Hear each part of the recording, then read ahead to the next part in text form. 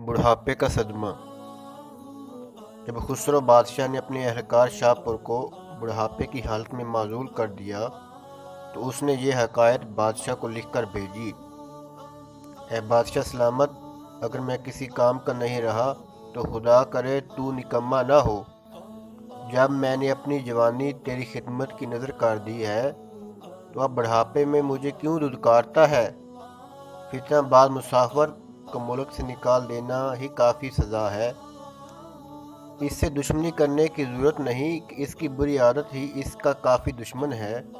اگر وہ تیرے ملک کا رہنے والا ہے تو اس کو دوسرے ملک میں بھیج کر اپنے ملک کو بدنام نہ کر کہ وہ کہیں اس ملک کے تمام لوگ ایسے ہی ہوں گے، کیونکہ وہاں کے لوگ بد دعا کریں گے، یہ مصیبت ہمارے سر ڈال دی۔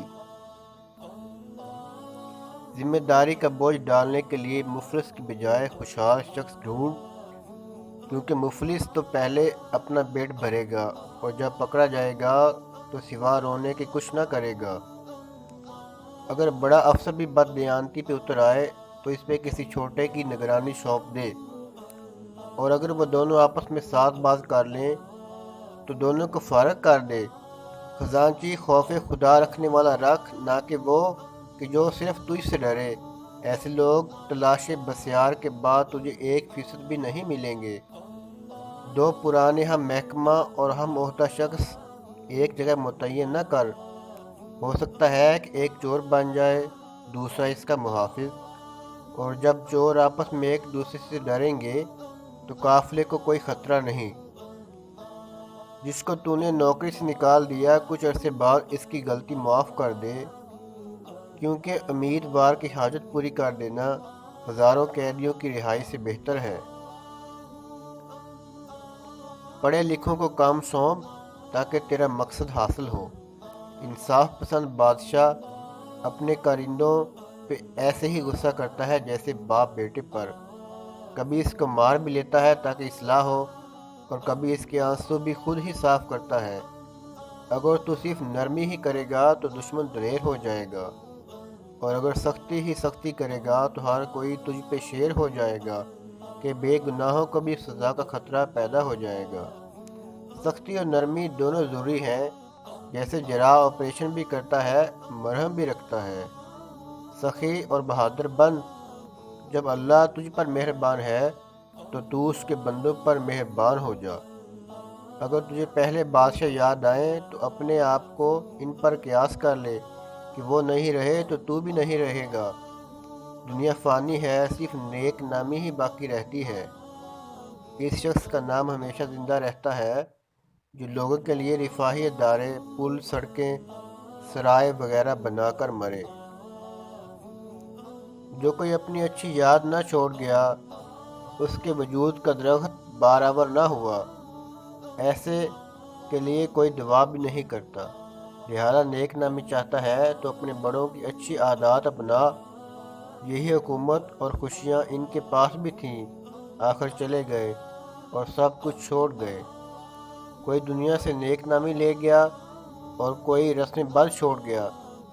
کسی کی چغلی خوش ہو کر نہ سن، اور اگر سن لے تو اس کی تحقیق کر، قصوروار کی معافی قبول کر لے، کیونکہ اس کی پہلی خطا پر ہی سزا دینا اور ایسی سزا دینا کہ قتل ہی کر دینا انصاف نہیں۔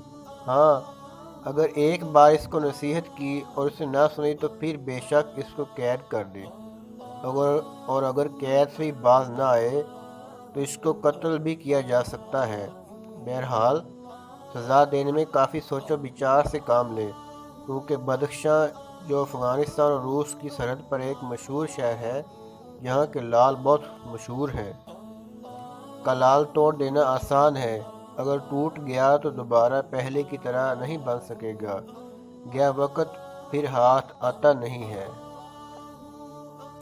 اس حکایت کے بیان کرنے سے دیگر بے شمار پند و نصاح کے علاوہ یہ مقصد بھی ہے کہ جو شخص تیری خدمت کرتے کرتے بوڑھا ہو گیا ہو، اس کا صرف اس وجہ سے کہ بوڑھا ہو گیا ہے معزول، اور پھر اس کی کوئی خبر گیری نہ کرنا مروت کے خلاف ہے، اور اس کو معزول کرنا ضروری ہی ہو گیا ہے تو اس کی پینشن مقرر کر دے، تاکہ بڑھاپے کی حالت میں بے روزگاری کا شکار نہ ہو، ڈر ڈر کی بھیک نہ مانگتا پھرے۔